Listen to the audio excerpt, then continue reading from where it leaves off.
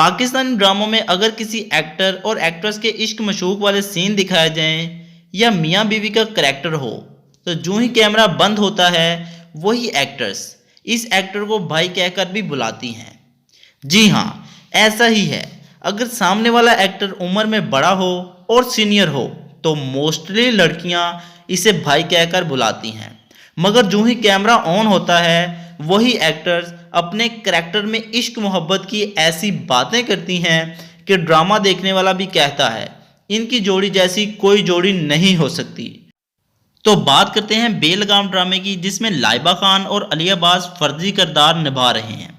लाइबा खान अली अब्बास से उम्र में छोटी हैं। पाकिस्तानी ड्रामों की कमाल की कहानी इंडिया में भी बहुत पसंद की जाती है। पाकिस्तानी ड्रामों के गाने को भी इंडिया में बहुत पसंद किया जाता है और बहुत पब्लिसिटी मिलती है। अब अगर किसी का गाना देखा जाए तो ऐसा लगता है कि एक्ट्रेस गाना गा रही है, मगर वो तो सिर्फ होंठ हिला रही होती है।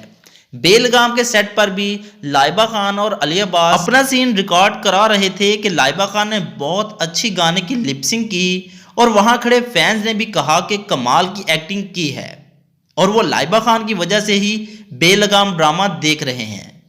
आपको कौन सा ड्रामा पसंद है मुझे कमेंट करके लाजमी बताइएगा। वीडियो को लाइक कर दीजिएगा और अपने दोस्तों के साथ भी शेयर कीजिएगा।